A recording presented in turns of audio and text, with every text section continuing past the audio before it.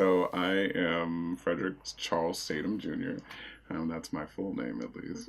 And I am an assistant professor of English and Africana Studies here at Muhlenberg. I'm also the co-director of Africana Studies, and I also sit on the advisory board of Women and Gender Studies.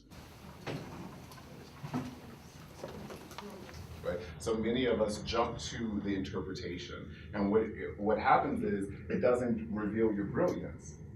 Right? You want to reveal your brilliance. What it does is it reads as impression. So when I come into the classroom, I bring my full self, right? So I bring what I've learned as a graduate student, what I've learned as a professor, but I also bring who I am just as an everyday person. And those things are not different. So what my students might experience with me in, let's say, for example, in my Emerging Leaders FYS, they will experience rigor, but I will also have moments of just complete casualness with them, and that those moments don't lack rigor either. And so yeah.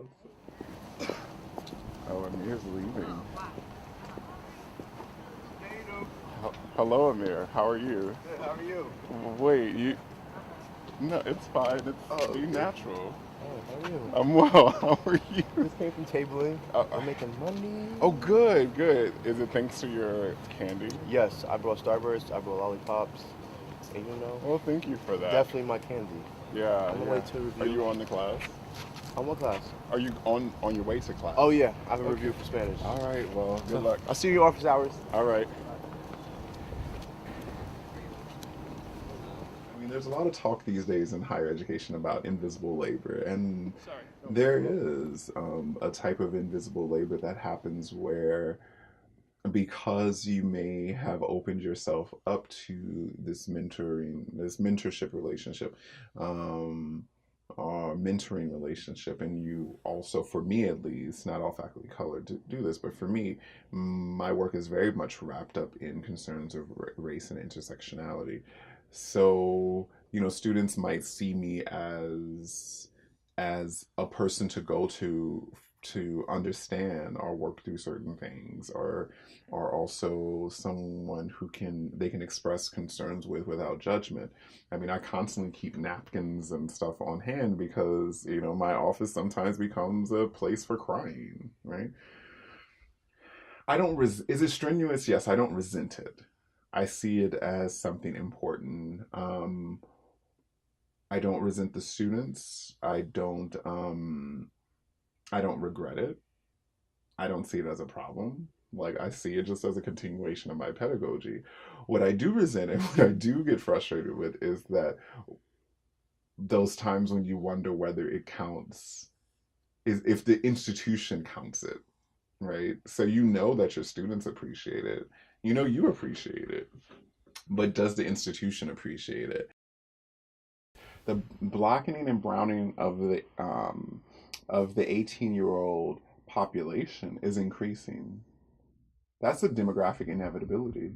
What that means is admission models are going to have to change, and you need to start going after black and brown young people. The demographic reality is the demographic reality. So you need to look to some other institutions for models, right? Hispanic serving institutions and HBCUs. And stop looking your nose down at them. Right? You want to know what equity looks like? You want to know what it looks like to deprivilege and unprivilege and decenter the white cisgender male heterosexual? Look to Hispanic serving institutions. Look to HBCUs. And in terms of dealing with like cost of books, middle of the academic year, sudden change in economic status, the cost of required class trips, student health insurance, all of those things these institutions have figured out years ago. But all of a sudden we're like, oh, what are we gonna do? Because you're looking up to institutions that have $2 million endowments for your solutions. What the fuck is that? Like, You shooting yourself in the foot. Mhm. You're gonna have to be able to chew gum and walk at the same time. That means look to the Swarthmores for, intellectual aspiration, but for structural aspiration, you need to look down to the institutions that are actually serving working class people, that's actually serving Hispanic, or should I say Latinx people, who are actually serving Black folks. And get off your fucking high horse. That's so true. So the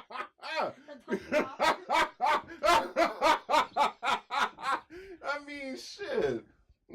What I used to tell y'all, follow me and I will bless you. Amen. Mhm. Amen.